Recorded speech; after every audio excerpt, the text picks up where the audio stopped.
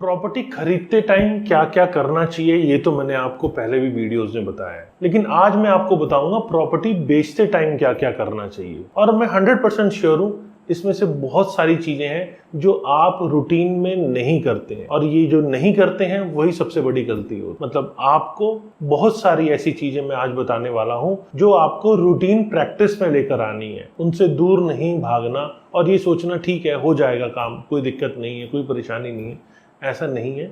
ये आपको प्रॉपर्टी बेचते टाइम इन बातों को जरूर ध्यान रखना है। तो कुछ ऐसे सबसे पहले बताऊंगा चीजें जो आप ध्यान नहीं रखते हैं, अब फिर उसके बाद कुछ ऐसी चीजें बताऊंगा जो करीब करीब आप ध्यान रखते हैं, लेकिन मैं उसको रिपीट इसीलिए करूंगा कि ऐसे नए सेलर्स जो अभी तक जिन्होंने मेरा वीडियो सब्सक्राइब नहीं किया वो भी समझ पाए कि हमें क्या क्या चीजें और ऐसी हैं जो आपको प्रॉपर्टी बेचते टाइम एक सेफ ट्रांजैक्शन करवा के देगा। तो आप मुझे आज प्रॉमिस कीजिए और कमेंट सेक्शन में भी लिखिए कि ये सारे पॉइंट्स आप बेचते टाइम ध्यान रखेंगे। चलिए शुरू करते हैं।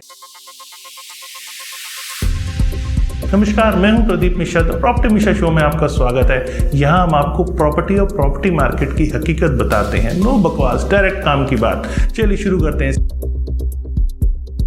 सबसे पहले अगर आप प्रॉपर्टी बेच रहे हैं तो आपने अक्सर ये ट्रेंड देखा होगा, आपने एक स्कैन कॉपी सारे डॉक्यूमेंट्स की करवा के रखी होती है, और जैसे ही कोई आपसे मांगता है कि मुझे आप प्रॉपर्टी डॉक्यूमेंट्स दिखाइए तो आप वो स्कैन कॉपी पूरी की पूरी उनको मेल या व्हाट्सएप कर देते हैं। लेकिन ये आपको नहीं करना है। जब तक आपकी प्रॉपर्टी की ट्रांजैक्शन पूरी कंप्लीट ना हो जाए तब तक आपको ओरिजिनल डॉक्यूमेंट्स ना देने हैं, ना उसकी कलर्ड कॉपी आपको देनी है। अगर कहीं आपको ज़रूरत भी पड़ती है तो आप उन्हें ये बोलें, मतलब अपने प्रॉपर्टी एजेंट को या फिर बायर को आप ये बोलें कि आपको कहाँ ज़रूरत है ओरिजिनल डॉक्यूमेंट्स की, मैं ओरिजिनल डॉक्यूमेंट्स लेकर आ जाता हूँ, आप देख लीजिए, आप संतुष्टि कर लीजिए। बाकी आपको मैं प्रॉपर्टी डिटेल दे रहा हूँ, आप अथॉरिटी में जाके उसको वेरीफाई कर लीजिए, क्योंकि यहाँ बायर की संतुष्टि भी ज़रूरी है। हमें ऐसी छोटी छोटी चीज़ें जिनसे बच सकते हैं वो हमें ज़रूर रूटीन में लाना चाहिए। तो इससे हम किसी तरह के फ्रॉड से बच पाएंगे। मान लीजिए बायर को बैंक लोन लेना है, बायर ने कहा मुझे प्रॉपर्टी के डॉक्यूमेंट्स चाहिए, बैंक को मुझे दिखाना है, तो वहाँ पर आपको डॉक्यूमेंट्स देने पड़ेंगे।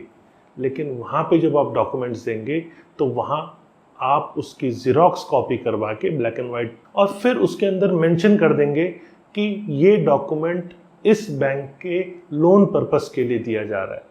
मतलब आपकी आईडी और डॉक्यूमेंट्स जो आपकी प्रॉपर्टी के हैं दोनों पे आपको ये मेंशन कर देना है कि ये डॉक्यूमेंट्स सिर्फ इस पर्पस के लिए है, तो वो उस पर्पस के सिवाय कहीं मिसयूज नहीं हो पाएगा। ये आपको हमेशा ध्यान रखना है। जब आप प्रॉपर्टी बेचने निकले, मान लीजिए बायर दो मिलके प्रॉपर्टी खरीद रहे हैं और आपने एग्रीमेंट टू सेल एग्जीक्यूट किया, तो वहां पे आप सेलर के बिहाफ पे टोटल एक लोग हैं, मतलब एक सेलर है, और बायर दो लोग मिलके प्रॉपर्टी ले रहे हैं। आपने एग्रीमेंट टू सेल बनाया। अब एग्रीमेंट टू सेल में आपने दोनों का नाम डाला as a buyer.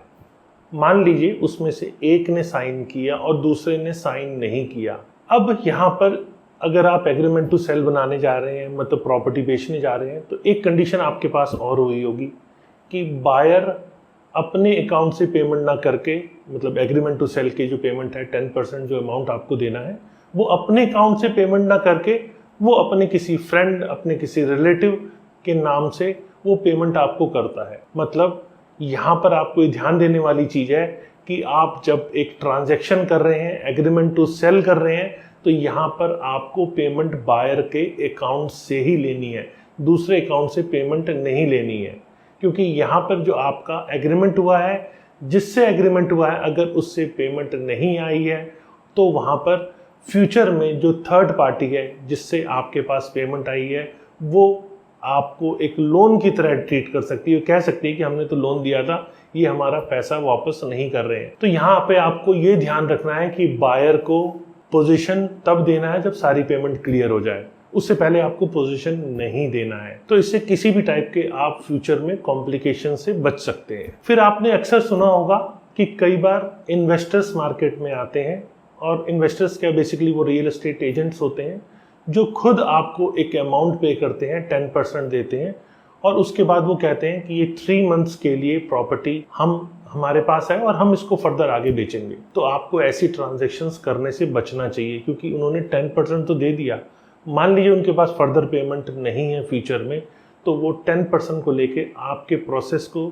Linger on करेंगे और फिर कहीं हद तक आप प्रॉपर्टी बेच भी नहीं पाएंगे और प्रॉपर्टी मार्कआउट कर देंगे कि वो प्रॉपर्टी बेचने लायक बचती भी नहीं है। तो बहुत ज़्यादा जब मार्केट में सेलर की प्रॉपर्टी आ जाती है, सबके पास आ जाती है, तो ऐसे में उसे बेचने में थोड़ी सी दिक्कत आती है। तो आपको ये ध्यान रखना है, किसी भी टाइप के एजेंट जो अपने नाम से ले रहा है और फर्दर फ्यूचर में लगता है कि वो पेमेंट आगे नहीं कर सकता, ये आपको पहले जज करना है, तो आपको उन्हें प्रॉपर्टी नहीं बेचनी चाहिए। आपको हमेशा कोशिश करना चाहिए कि एंड यूज़र हो जिसको आप प्रॉपर्टी बेच रहे हैं। जो ऐसे लोग होते हैं जो 10% देके और फिर बाकी पेमेंट नेक्स्ट पेमेंट को किसी और से दिलवाते हैं, उन्हें आप प्रॉपर्टी बेचना अवॉइड कीजिए, क्योंकि वो एज अ अमाउंट जो उनका आया हुआ है वो लोन की तरह खड़ा हो जाता है और वो कहीं हद तक आपको उनसे ट्रांजैक्शन रिटर्न करके फ्रंट में जो बायर नेक्स्ट आ रहा है उससे वो फिर से ट्रांजैक्शन करनी पड़ती है।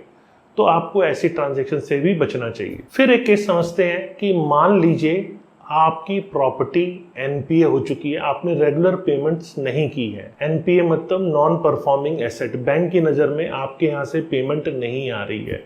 इस केस में ये भी पॉसिबल है कि बैंक आपसे ये कहे कि एक ट्राइपार्टेट एग्रीमेंट करते हैं जिसमें बायर की पेमेंट अगर आती है तो हम इस प्रॉपर्टी को रिलीज करेंगे, या ऐसा कोई कंसेंट लेटर बैंक देता है कि हम इस प्रॉपर्टी को आराम से रिलीज कर देंगे, इसमें किसी भी टाइप की कोई दिक्कत नहीं है, पेमेंट आते ही हम इसके लिए एनओसी जारी कर देंगे, तो आप उस केस में सेफ होते हैं। नहीं तो आपको बायर द्वारा ये कहा जा सकता है या इसको लीगल पेचीदगी में फंसाया जा सकता है कि आपने टाइटल ऑलरेडी एनपीए है, ये आपने नहीं बताया और अब हम इस डील से बैकआउट कर रहे हैं, या जो भी फर्दर दिमाग में बायर के आता है, तो कहीं हद तक आप लीगल कॉम्प्लिकेशंस में फंस सकते हैं। तो यहाँ पर हमेशा आपको ऐसे एनपीए वाले केसेस में कम से कम जरूर बायर को बैंक में ले जाके वो सारी चीजें क्लियर करवा देनी चाहिए। फिर एक केस आता है कि मान लीजिए आपने प्रॉपर्टी लोन ली हुई है और आप उसकी रेगुलर ईएमआई भर रहे हैं, लेकिन आपका लोन एक अमाउंट बचा हुआ है, आप उस प्रॉपर्टी को बेचने के लिए बाहर निकले हैं और बायर जो प्रॉपर्टी ले रहा है वो सेम बैंक से लोन लेने के लिए कंफर्टेबल है, तो वहां पर होम लोन ट्रांसफर होता है। तो मैंने होम लोन ट्रांसफर को लेके प्रोसेस को गाइड आपको ऑलरेडी किया है, आप उसका लिंक शेयर कर रहा हूं, आप उसको जरूर देख सकते हैं। तो यहाँ पे आपको एक इंपॉर्टेंट चीज समझने वाली ये है कि होम लोन ट्रांसफर के केस में बैंक का लोन क्लियर करने की जिम्मेदारी आपकी है। यहाँ पर बायर आपको सपोर्ट कर सकता है कि हाँ मैं ये पेमेंट कर देता हूँ, एज अ मान लीजिए आपका 35 लाख का लोन बचा हुआ है, तो 35 लाख के लोन के अगेंस्ट में बायर को टोटल 1 CR प्रॉपर्टी का देना था, तो वो 1 CR में से 35 आपको अपफ्रंट देता है और कहता है कि आप इससे बैंक का ड्यूज क्लियर कर लीजिए। तो वो आपको बायर का एक हेल्प मिल रहा है। यहाँ बायर की रिस्पॉन्सिबिलिटी लोन क्लियर करने की नहीं है, तो उस अमाउंट से आप लोन क्लियर करते हैं, हम बैंक से क्लियरेंस सर्टिफिकेट ले लेते हैं, तो वो आपको एक तरह से आपकी ट्रांजैक्शन क्लियर हो जाती है और उसके बाद बायर चाहे तो किसी भी बैंक से लोन ले सकता है। फिर आपके सामने केस आता होगा कि आपने कोई प्रॉपर्टी सेल की और फाइनल पेमेंट की डेट, मतलब जिस दिन रजिस्ट्रेशन होना है, बायर द्वारा ये कहा जाता है कि मैं आपको सारी पेमेंट लास्ट डे दूंगा। तो इसमें कोई हर्ज नहीं है, आप ऐसी ट्रांजैक्शंस कर सकते हैं, लेकिन यहाँ पे आपको हमेशा बायर को ये बता देना चाहिए कि लास्ट वाले डे अगर आप पे कर रहे हैं तो ये मैं आपका डीडी से ही पेमेंट एक्सेप्ट करूंगा, डीडी या पे ऑर्डर से ही पेमेंट एक्सेप्ट करूंगा। और उस दिन जिस दिन बायर आपको डीडी या पे ऑर्डर देता है उसे आप लोकल बैंक में जहां आपकी ब्रांच है वहां से आप उस डीडी या पे ऑर्डर को वेरीफाई भी करवा सकते हैं कि किसी टाइप का कोई फॉर्जरी या रॉन्ग या किसी टाइप का फॉर्ज डॉक्यूमेंट आपको नहीं दिया हो, ये आपको ज़रूर चेक कर लेना है। यहाँ पर ऐसे केसेस में जो दिक्कत वाली बात आती है, जो अक्सर लोग गलती करते हैं, वो ये है कि लास्ट वाले दिन बायर आ गए, आपने टोकन लिया हुआ है, रजिस्ट्रेशन का सारी चीज़ें सेट की हुई है, फैमिली के साथ आप पहुँच गए, मान लीजिए सेलर 2-3 है, आप अपने परिवार के साथ वहाँ पहुँच गए और यहाँ पर बायर द्वारा लास्ट डे कहा जाता है कि मेरी पेमेंट सब चीज़ रेडी है, मैं यहाँ चेक दे देता हूँ और चेक का नंबर मैं सेल डीड में मेंशन कर दूंगा। तो यहाँ से आपको अक्सर आपके यार दोस्त, मिलने जुलने वाले दोस्त ही कहते हैं ठीक है ये चेक दे रहा है, मान लीजिए 1 करोड़ में से 10 लाख का चेक है, तो हम इसके अंदर रजिस्ट्रेशन में वो मेंशन कर रहे हैं कि ये चेक दिया गया है, और अगर वो बाउंस होता है तो कहीं हद तक ये सेल डीड इनवैलिड हो जाएगी। तो यहाँ पे आपको समझने वाली बात ये है कि फ्यूचर में पेमेंट को भी सेल डीड के अंदर कंसिडर किया जाता है। तो फ्यूचर में पेमेंट अगर नहीं कर रहे हैं और वो प्रॉमिस है, तो यहाँ समझने वाली बात यह है कि पेमेंट का प्रॉमिस भी सेल डीड के अंदर कंसिडर किया जाता है। एक बार अगर सेल डीड हो गई, म्यूटेशन हो गया, तो वो चाह के भी आपको बहुत आसानी से प्रॉपर्टी वापस नहीं मिल पाएगी। आपको फिर कोर्ट में एक लंबा अरसा बिताना पड़ेगा, लंबे चक्कर काटने पड़ेंगे। तो उससे बचने के लिए आप कोशिश कीजिए कि फाइनल पेमेंट की डेट पे बायर उसका पे ऑर्डर बना के ले आए या फिर उसकी डीडी बना के ले आए। यहाँ पर ये भी बायर आपको कह सकता है कि उसके अंदर एक्सपेंस आएगा, मैं उसको चाहता नहीं हूँ कि बेयर करना। तो आपको यहाँ पे डीडी के एक्सपेंस को 50-50 बेयर करने से पहले बिल्कुल भी नहीं सोचना चाहिए। आप कह सकते हैं कि हम 50% आपका डीडी का कॉस्ट बेयर करने के लिए रेडी हैं, आप हमें डीडी प्रोवाइड कीजिए। तो इससे आपकी ट्रांजैक्शन कहीं भी दूर दूर तक नहीं फंसेगी। फिर यहाँ पे एक और केस सामने आता है। आपने अक्सर देखा होगा, जिस दिन आपकी सेल डीड होती है, आप सारे डॉक्यूमेंट उठा के सेलर को एज इट इज पकड़ा देते हैं, क्योंकि आपको पेमेंट मिल चुकी होती है। आप सारी प्रॉपर्टी की चेन उठा के बायर को दे देते हैं। यहाँ पर बायर द्वारा बाद में क्लेम किया जा सकता है कि आपने ये लिस्ट ऑफ डॉक्यूमेंट्स हमें नहीं दिए। तो ऐसा आपको नहीं करना है। आपने जो जो डॉक्यूमेंट्स बायर को देने हैं वो लिस्ट आउट करना है पेपर पे। मान लीजिए वो 10 डॉक्यूमेंट्स हैं टोटल, तो वो 10 डॉक्यूमेंट्स की लिस्ट बनानी है और उसके ऊपर आपको रिसीविंग लेनी है बायर से कि मैंने ये ओरिजिनल डॉक्यूमेंट्स आपको दे दिए हैं। और अगर ज़रूरत पड़े यहाँ पर तो किसी भी टाइप के स्टैम्प पेपर पे भी आप इसको एक एफिडेविट के तौर पे भी बनवा सकते हैं। तो यहाँ पर आप एक स्टैम्प पेपर पे भी इसको रिसीविंग ले सकते हैं कि हमने ये सारे डॉक्यूमेंट्स आपको दे दिए हैं। तो इससे आप कम से कम बायर द्वारा फ्यूचर में किसी भी टाइप की ऐसे डॉक्यूमेंट की रिक्वायरमेंट अगर आती है तो आप दिखा सकते हैं कि हमने ये सारे ओरिजिनल डॉक्यूमेंट आपको दिए हुए हैं। अब हमारी जिम्मेदारी नहीं है, अगर आपका कहीं गुम हुआ है तो कहीं वहाँ पे आप फॉल्ट में ना आ जाए। एक केस और सामने आया, मैं आपसे वो भी बताता हूँ, क्योंकि हम अपने एक्सपीरियंस से बताते हैं आपको कि अब तक हमारे सामने क्या क्या ऐसे एक्सपीरियंसेस आए जो आपको फर्दर फ्यूचर में अवॉइड करने हैं। एक एक्सपीरियंस ये कहता है कि बायर दो हैं, दो मिलके प्रॉपर्टी ले रहे हैं और एक बायर ने पेमेंट ज़्यादा की और एक बायर ने पेमेंट कम की। मतलब एक ने 80% पेमेंट की और एक ने आपको 20% पे किया। तो यहाँ पर आपको दोनों से, अगर दो बायर हैं तो उसको 50-50% माने, या डॉक्यूमेंट्स में मेंशन हो कि दोनों कितने कितने परसेंट के शेयर होल्डर हैं, तो आपको उसी रेशियो के अंदर पेमेंट लेनी है। आपको एक से ज़्यादा और एक से कम पेमेंट नहीं लेनी है, जिससे आपके डॉक्यूमेंट्स में क्लैरिटी रहे। मैं यहाँ एक एक पॉइंट जो बता रहा हूँ कि आप ऐसी किसी भी चीज़ में आप फंसने से बच सकते हैं।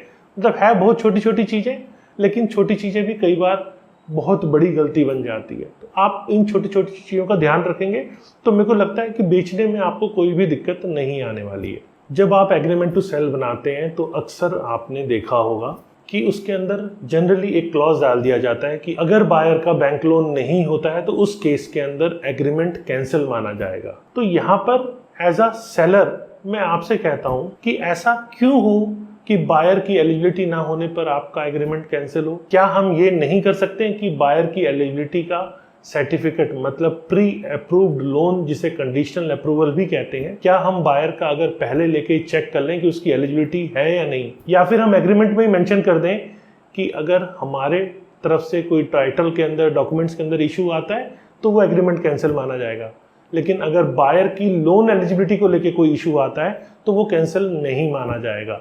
क्योंकि यहाँ पर ऐसा भी देखने को आता है कि 2 से 3 महीने हो गए बायर का लोन नहीं हो रहा और बायर आपको 10% दे के बैठा है, आपकी अपॉर्चुनिटी कॉस्ट भी जा रही है, और जब लोन एलिजिबिलिटी बायर को पता लगता है कि मेरी नहीं हो पा रही है तब वो एग्रीमेंट कैंसिल करने के लिए आते हैं और उनका दिया हुआ 10% भी वो वापस मांगते हैं। तो यहाँ पे आपका अपॉर्चुनिटी कॉस्ट और वो टाइम, और हो सकता है बाद में मार्केट गिर जाए तो वो लॉस आपका होता है। यहाँ पे एक इंपॉर्टेंट चीज और है जो आपके जानने के लिए जरूरी है, वो ये है कि मान लीजिए आपकी प्रॉपर्टी रेंट पे आपने दी हुई है, तो वहां पर आपको एग्रीमेंट टू सेल में ये मेंशन कर देना है कि मैंने प्रॉपर्टी एक्स पर्सन को रेंट पे दी हुई है, ये उनकी डिटेल है। तो उससे कल को कोई भी लीगल डिस्प्यूट आता है तो उसमें ये क्लियर हो जाता है कि प्रॉपर्टी आपके पास पोजीशन में नहीं थी, इस टाइम पे टेनेंट के पास पोजीशन में थी। तो वहां पे आप किसी भी लीगल कॉम्प्लिकेशन से आप बच सकते हैं। और ये भी चीज सामने कई बार आती है कि मान लीजिए कोई टेनेंट वहां रह रहा है और आपने किसी बायर को भेजा, तो टेनेंट द्वारा ना खाली करना पड़े उसके लिए वो कई नई दलीलें बायर को सुना देते हैं। तो बायर आपका वहाँ मैच्योर नहीं हो पाता है। जैसे कि मैंने इस प्रॉपर्टी के 80 लाख रुपीस लगाए थे और प्रॉपर्टी की आप कोट कर रहे हैं 1 CR, तो 80 लाख लगाए थे, 80 से ज़्यादा की प्रॉपर्टी नहीं है, सेलर की प्रॉपर्टी बिक नहीं रही है, या फिर प्रॉपर्टी बहुत अच्छी नहीं है, कोई सीपेज का इशू है, कनेक्टिविटी का इशू है, तमाम टाइप की अलग अलग चीज़ें आपको टेनेंट द्वारा बायर को बोली जा सकती है। तो उन चीज़ों से बचने के लिए बेटर है कि हमेशा पहले प्रॉपर्टी खाली करा लें, उसका रेनोवेशन करा लें, उसके बाद आप प्रॉपर्टी बेचने के लिए जाएं। तो ऐसे किसी भी टाइप के जो इश्यूज़ हैं उससे आप बच सकते हैं। तो ये वो परेशानियां थी जो अक्सर लोग फेस करते हैं और मैं चाहता नहीं हूं कि आप फेस करें, इसीलिए मैंने वो सारी चीज़ें बताई। अब कुछ सेट ऑफ रूल्स हैं जो आपको फॉलो करना है, जैसे कि टाइटल को वेरीफाई करना है। जब आप प्रॉपर्टी बेच रहे हैं तो आपका टाइटल क्लियर होना चाहिए, किसी टाइप के ड्यूज उसके अंदर नहीं होने चाहिए और उसके ऑनरशिप राइट जो हैं वो मार्केटेबल होने चाहिए, मतलब 100% टाइटल क्लियर होना चाहिए। अगर ज़रूरत है तो आप उस प्रॉपर्टी का नॉन एकम्प्रेंस सर्टिफिकेट भी पहले से लेके रखें, जिससे कि बायर को ये क्लियर हो जाएगा कि इसमें किसी टाइप का लीगल डिस्प्यूट या मॉर्गेज नहीं है। जैसे मैंने बताया कि नॉन एकम्प्रेंस सर्टिफिकेट ये हमेशा सब रजिस्ट्रार ऑफिस से आपको इशू होता है और ये इशू होता है कि आपका कोई भी आउटस्टैंडिंग, कोई ड्यूज या कोई लायबिलिटी उस प्रॉपर्टी पे नहीं है, वो हर तरह से लीगली वो फ्री है। नॉन रिकम्प्रेंस सर्टिफिकेट क्या होता है इसका मैंने ऑलरेडी वीडियो बनाया हुआ है, इसको मैं नीचे डिस्क्रिप्शन में लिंक दे रहा हूँ, आप वहां पर जाके देख सकते हैं नॉन रिकम्प्रेंस सर्टिफिकेट क्या होता है और ये कैसे इशू होता है। फिर लीगल असिस्टेंस, आप हमेशा कोई अच्छे एक्सपर्ट से बात करिए जो प्रॉपर्टी मामलों में अच्छे जानकार हैं, या फिर आप किसी प्रॉपर्टी लॉयर से बात करके अपने एग्रीमेंट टू सेल को अच्छे से आप दिखा लीजिए, क्योंकि यहाँ एग्रीमेंट टू सेल की छोटी छोटी चीज़ें अगर आप उसे कंसिडर नहीं कर पा रहे हैं, सही ढंग से आप वाकिफ़ नहीं है, तो आपको एक एक्सपर्ट से ज़रूर हेल्प लेनी चाहिए। वो आपको पावर ऑफ अटर्नी या किसी टाइप के और ऐसे कॉन्ट्रैक्ट जो एग्रीमेंट्स के अंदर पॉसिबल हो सकते हैं, वो उनके बारे में भी आपको लॉयर हेल्प करेंगे और आपके इंटरेस्ट को प्रोटेक्ट करेंगे कि जिससे एप्लीकेबल लॉज हैं उनमें सारी चीज़ों के कंप्लायंस हो सके। आप प्रॉपर्टी बेचने निकल रहे हैं तो आपको अपनी प्रॉपर्टी का वैल्यूएशन भी करा लेना चाहिए। एक सर्टिफाइड वैल्यूअर से आप अपनी प्रॉपर्टी का वैल्यूएशन भी करा लीजिए, जिससे आपको भी ये पता चल पाएगा कि मेरी प्रॉपर्टी की एक्चुअल कीमत क्या है, तभी आप उसे मार्केट करने के लिए निकालिए। कई बार आपको पता ही नहीं होता आपकी कीमत क्या है, जो आप मांग रहे हैं वो मार्केट स्टैंडर्ड से ऊपर होता है या नीचे होता है, उस केस में आपको लॉस हो सकता है। आपके पास आपकी प्रॉपर्टी के सारे अप्रूवल्स होने चाहिए, मतलब आपका जो प्लॉट है वो सैंक्शन अथॉरिटी से है या नहीं, आपका बिल्डिंग प्लान सैंक्शन है या नहीं, उन सब की कॉपीज आप इकट्ठी कर लीजिए, क्योंकि ये नेसेसरी अप्रूवल्स जो हैं आपकी कंस्ट्रक्शन को लेकर वो ये प्रूफ करते हैं कि आप 100% आपका टाइटल ठीक है। तो ये आपको बेचने में, प्रॉपर्टी को बेचने में बहुत हेल्प करता है। ये पॉइंट मैं फिर से रिपीट कर रहा हूँ क्योंकि मैंने अभी भी आपको बताया था कि बायर की एलिजिबिलिटी को आप पहले चेक कर लीजिए। बायर को ड्यू डिलिजेंस करना बहुत ज़रूरी है, क्योंकि बायर ऑथेंटिक अगर है, कोशिश कीजिए एंड यूज़र आपको मिले और किसी टाइप के इन्वेस्टर को बीच में ना डालिए जिसकी वो स्थिति ना हो कि वो आपको पूरी पेमेंट कर पाए। तो यहाँ पे आप बायर का जो उसके एलिजिबिलिटी क्राइटेरिया के हिसाब से लोन बैंक उसे देने को तैयार है, इसका आप सर्टिफिकेट, प्री अप्रूवल सर्टिफिकेट आप पहले डिमांड कर सकते हैं। फिर अदर डॉक्यूमेंट्स की बात करते हैं। यहाँ पर आपका मेंटेनेंस का रिकॉर्ड, पोजीशन लेटर और साथ में इलेक्ट्रिसिटी का बिल, इलेक्ट्रिसिटी या वाटर, इन सब बिल्स को भी आप रेगुलर अपने पास रखिए, फाइल बना के रखिए। तो इससे भी बायर का कॉन्फिडेंस डेवलप होता है कि आपकी सारी ड्यूज अब तक अपडेटेड है। कैपिटल गेन टैक्स अकाउंट, ये आपको समझने की ज़रूरत है। अगर आपने प्रॉपर्टी बेची है और आप साथ साथ दूसरी प्रॉपर्टी बाय नहीं कर रहे हैं तो आपकी जो पेमेंट है वो एक एस्क्रो अकाउंट में जाएगी। तो यहाँ पर आपको एस्क्रो अकाउंट में पेमेंट रखनी है, या फिर आपको उस पर कैपिटल गेन अगर आता है तो वो आपको कैपिटल गेन देना है। तो ये आपको बेचते टाइम ज़रूर चीज़ें ध्यान में रखनी है। प्रॉपर्टी को बेचने से पहले ये भी मेरे को आप कमेंट में बताइएगा। नहीं किए हैं तो आप मुझे प्रॉमिस कीजिए कि ये सारी ड्यू डिलिजेंस आप बेचने से पहले करेंगे। खरीदने के लिए तो बहुत लोग बताते हैं, मैं आज आपको बेचते टाइम जो ध्यान रखना है वो सारी चीज़ों से अवेयर कर रहा हूँ। तो आप मुझे कमेंट सेक्शन में बताएंगे, ये मैं आपसे एक्सपेक्ट करता हूँ। फ्यूचर में रेगुलर और वैसे वीडियोस देखने के लिए आप मुझे सब्सक्राइब कीजिए, क्योंकि यहाँ हम काम की बात बताते हैं, नो बकवास, डायरेक्ट काम की बात। नमस्कार, जय हिंद।